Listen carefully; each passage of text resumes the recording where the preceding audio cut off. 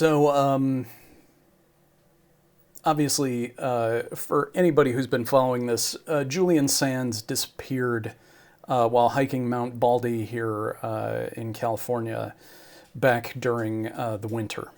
And he was, after several days of searching, he was presumed to have died, but they just found, some hikers found some human remains now that weather has gotten a little better up there. And today it was announced that genetic testing found that it was, in fact, Julian Sands.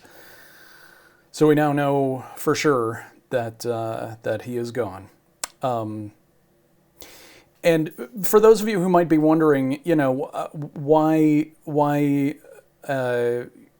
talk about the passing of Julian Sands on a vampire channel like this, it is because Julian Sands, I certainly was introduced to him with the fantastic movie Warlock, where he played the Warlock.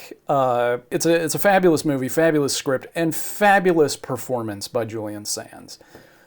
So that sort of enshrined him a little bit into the horror genre, although he played roles for all kinds of different genres of movies. But he actually played a vampire as the lead in a very, very small movie that came out in the 90s called Tale of a Vampire. He plays a vampire named Alex, who is basically this sort of reclusive, brooding vampire who sort of catches, who notices a young woman, and then we find out sort of about their relationship and who is manipulating things behind the scene in order to get them together again. And it wasn't the, the sexy violence of the Lost Boys, but it took more cues from Anne Rice's work. But ultimately, Julian was a fantastic casting choice. And he was a lot of people's favored choice to play Lestat in the Interview with a Vampire movie that came out.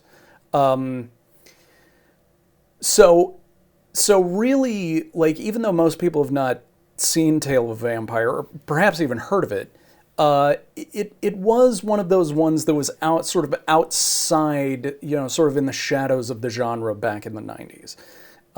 And it's a great one to watch, especially now.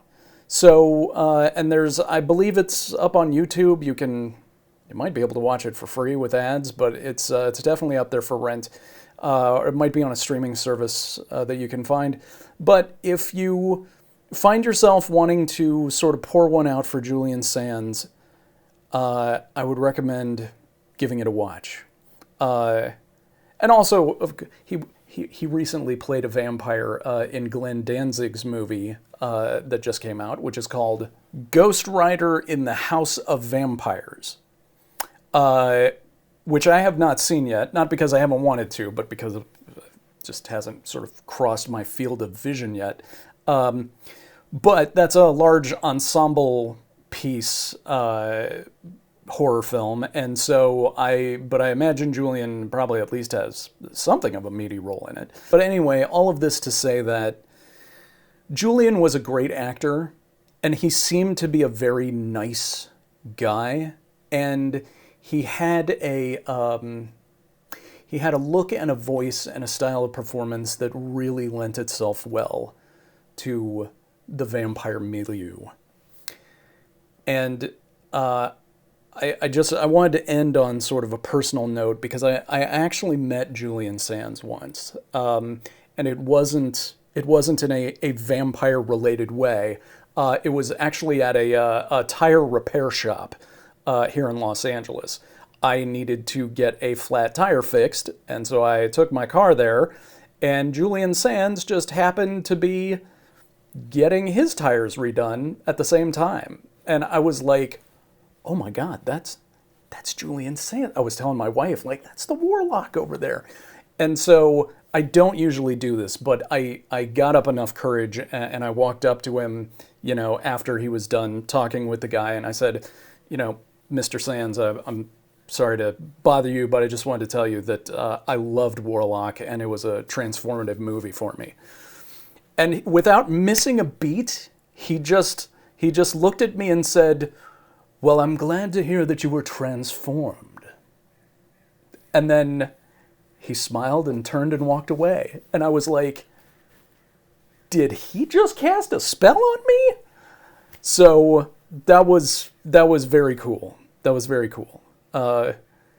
Anyway, a sad loss. One that I was hoping that we weren't going to lose for the genre for quite a while to come. Thank you for listening, and thank you, Julian Sands.